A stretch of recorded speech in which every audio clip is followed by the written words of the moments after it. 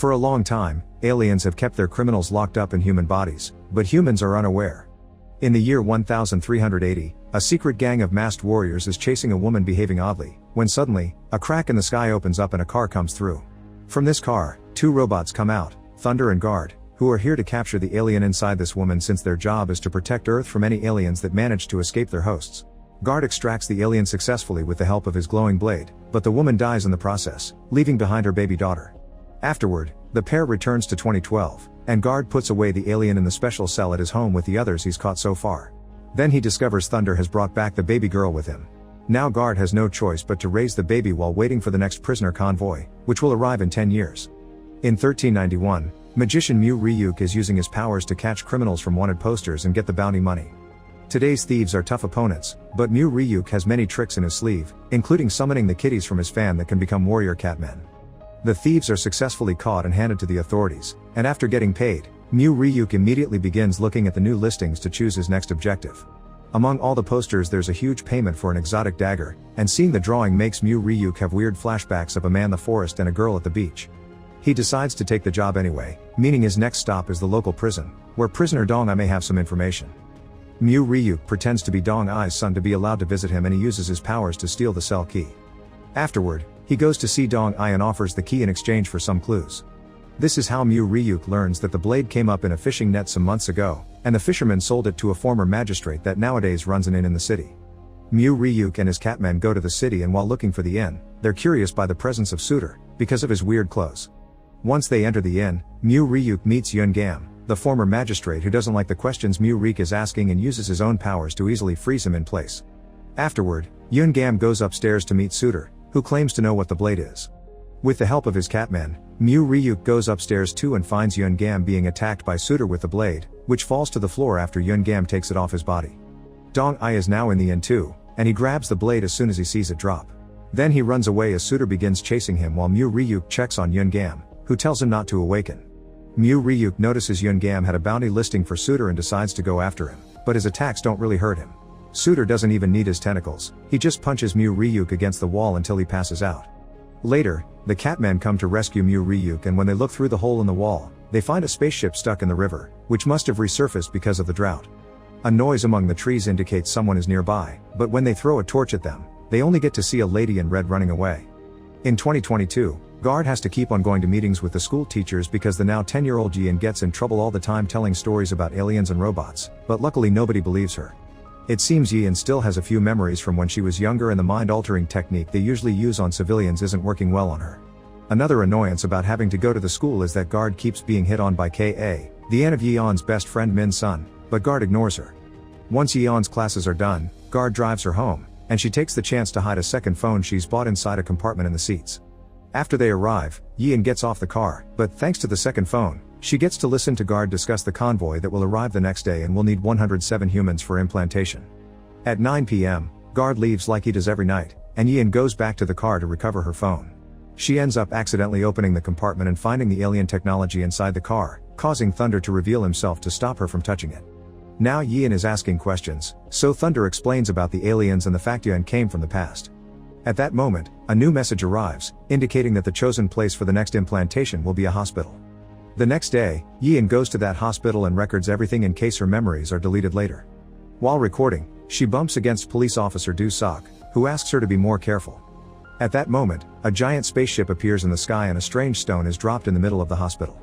This stone grows into a cocoon, which releases a bunch of tentacles that go after every human in the building to implant the new alien prisoners.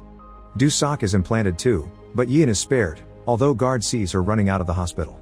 He retrieves the stone while the spaceship flies away and everyone else continues with their lives as if nothing had happened. Back in 1391, Mu Ryuk and the catmen are still looking for Suitor and eventually find the old shack he had been staying at. There, they find a note from a temple asking him to steal the blade and a painting on the wall that shows the spaceship from the river, a bunch of aliens, and Thunder. Meanwhile, the temple Suitor worked for turns out to be the headquarters of the masked warriors, and today they're being visited by mages Hyuk Sol and Chung Woon. They've brought their magical items to show the leader Jajong, who hasn't left the temple since he arrived 10 years ago and isn't really interested in trinkets. What Jajong wants is the glowing blade, and he hires the mages to get it back. In the city, Mu Ryuk gets some information about a noble family that bought the blade, so he infiltrates the family wedding by capturing the groom and taking his clothes. Ryuk goes through the ceremony pretending to be the groom, and when he's finally alone with the bride, he thinks she looks familiar, not realizing she's the red lady from that night in the river and she's also pretending to be the bride. Ryuk finds a gun under her skirt and doesn't understand what it is, but the lady tells him not to worry and pours some tea. After taking a sip, Ryuk excuses himself and goes outside, where his catmen inform him they heard the blade is in the family storehouse. Ryuk enters the storehouse and begins feeling unwell, and after hiding, he sees Red Lady enter the room too because she's also looking for the blade. At that moment, the mages arrive at the house, also demanding to see the contents of the storehouse and using their magic to order the family leader to bring the blade to them. Ryuk drags his sick body back to the room and finds Red Lady hiding from the mages, which makes him realize she's fake and that she put something in his tea that is making it hard to move. After telling Ryuk he can just sleep the effects off, Red Lady goes outside and begins fighting the masked warriors with a combination of martial arts and gunfire. When the family leader brings the blade, Red Lady takes it for herself before going against the mages, who use a special invisibility cloak to attack her. However, this isn't enough to trick her, and Red Lady manages to defeat them by cutting them with the blade before shooting Hyuk Sol in the arm and hurting Chung Woon's ears with the sound of the gunfire. Then Red Lady tries to run away with the blade, only to be knocked out by the masked warriors that sneak attack her. They take her and the blade away, but they drop the gun in the process. Minutes later, the Catmen rescue Ryuk and take him away too, picking up the gun on their way out. In 2022, Yeon goes to stay with Min Sun, showing her the video she took at the hospital while Ka overhears. Guard manages to find her location anyway, but not wanting to deal with the ants flirting, he sends Thunder to retrieve Yeon instead. As soon as they get home, Yeon demands answers, so Thunder explains they do the implantation for the sake of keeping peace in the universe. The aliens can only leave the human bodies for 5 minutes, otherwise, Earth's atmosphere will kill them. Yeon protests against humans being used as prisons without their consent, but she's ignored. When night falls, Yeon can't sleep, causing her to go to stay in the back of the car because Thunder's presence is comforting. The next day a new unexpected spaceship is approaching Earth. Do-Sok is trying to do his job, but he keeps feeling dizzy and shoots a criminal that wasn't armed, getting him into trouble at the station. The criminal gets to walk away, but Do-Sok overhears some of his co-workers saying they'll buy from him later, so Do-Sok shows up at the illegal exchange and kills them all. It seems he isn't in his right mind because hours later, he wakes up in his tub with the victim's bloody clothes in his hands without understanding. At that moment, the spaceship gets close enough for Thunder to detect it, so he begins ringing the alarm. Right after it, he gets another important signal, indicating that the alien in Do-Sok has woken up. Guard tries to get Yeon out of the car, but she refuses to leave, and since the spaceship is already landing on Earth, Guard has no time to argue. Thus he takes off, transforming the car into a spaceship of his own with Yeon still inside.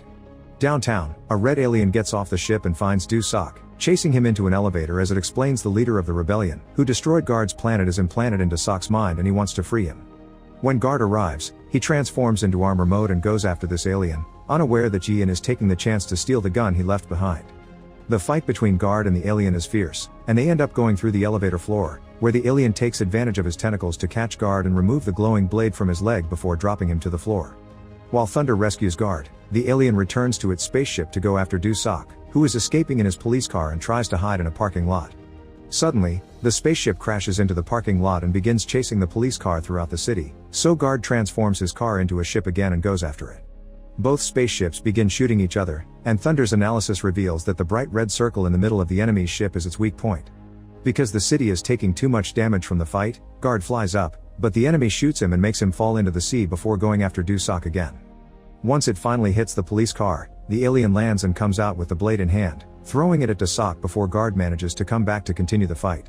However, since the blade is in the process of awakening the leader, the red alien's mission is done and he grabs Guard with its tentacles before self-destroying. The alien leader, known as the Controller, leaves Do-Sok's body and takes the blade into the spaceship. Thunder leaves Yeon in the car while he goes to check on Guard, trying to recharge him with some of his own energy. There isn't much he can give him without dying himself, so once he awakens, Guard sends him to check on the situation.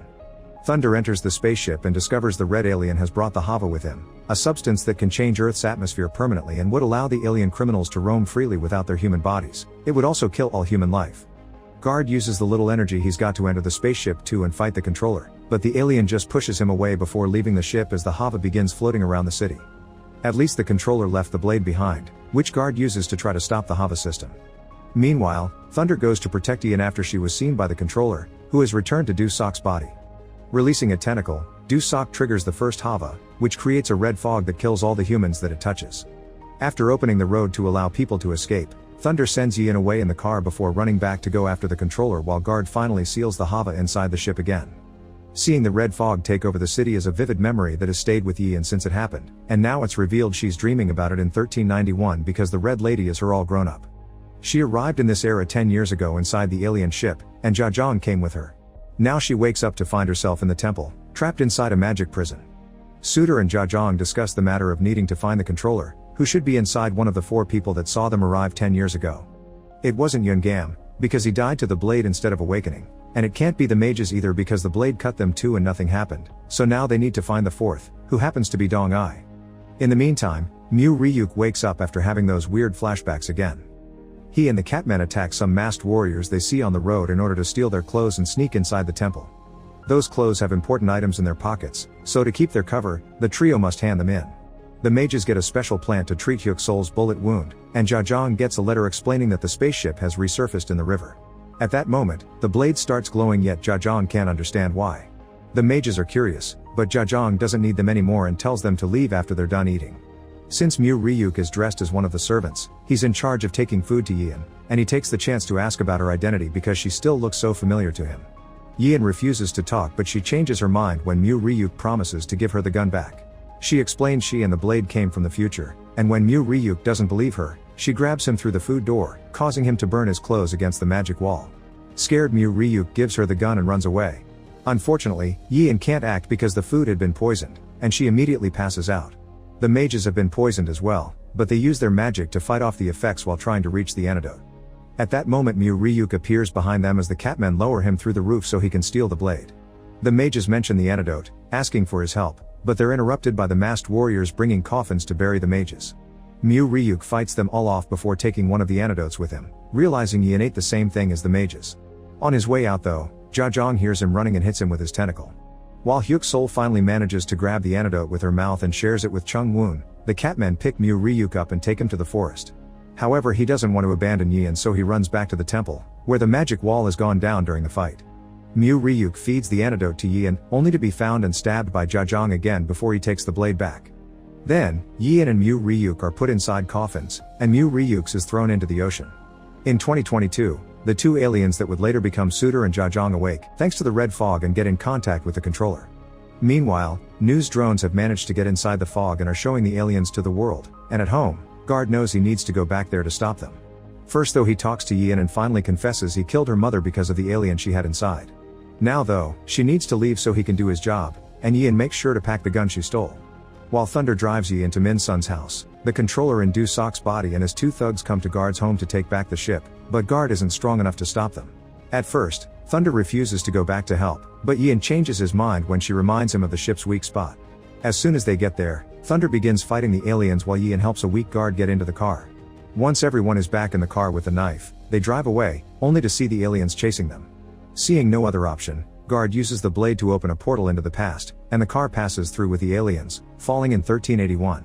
Yun Gam, Dong Ai, and the mages see the car in the sky. However, there's a 5th person with the group that the aliens didn't know about, a very young Mu Ryuk. Once the car lands, Guard tries to fight Du Sok, only to get killed by his tentacles. Furious, Yian shoots Du Sok while the portal closes, and Du Sok pushes the car into the river, where it takes back its ship form and the blade floats away from Yian's hands. While Du Sok tries to find a new body, young Mu Ryuk comes to the river and helps Yian out of the water. He also retrieves the bag with the gun, and this memory is remembered by Mu Ryuk inside the coffin, allowing him to escape because somehow he's still alive. At the temple, Yian's coffin is being buried, but she wakes up just in time to use her gun to escape. By shooting Zhang too, she manages to recover the blade before hiding. At that moment, the mages show up and begin fighting the aliens with all the tricks they have. Suter ignores them and goes after Yian, stealing the blade while the mages try to seal Zhang inside a vase. Suddenly, Mu Ryuk shows up and begins fighting Suter, giving Yian the chance to escape. Her injuries make it hard to run, but Hyuk Sol can feel her pain, which means she's the lost baby of an old friend.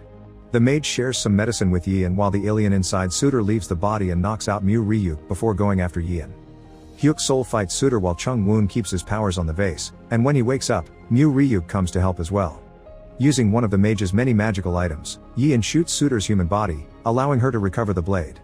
Unfortunately, Chung Woon doesn't have enough power to hold the vase alone, and Zhang escapes. While Mu Ryuk finally finishes off Suter, Zhang chases Yian, who makes him follow her to the river, and the two catmen go after them too. Before dying, Suter tells Ryuk there's something inside him. Suddenly, the flashbacks hit him again and he finally remembers what happened the day he met Yin. He had heard a noise in the forest and went to check, only to bump into Dusok. The controller took the chance to leave Dusok's body and implant himself in the boy. Ryuk passes out after remembering this, and the mages begin to wonder if they should kill him too. In 2022, Ka shows up at Guard's home and sees the car enter the portal, before realizing they left a spaceship behind. Make sure to subscribe and turn on notifications so you can watch more videos like this. Thanks for watching.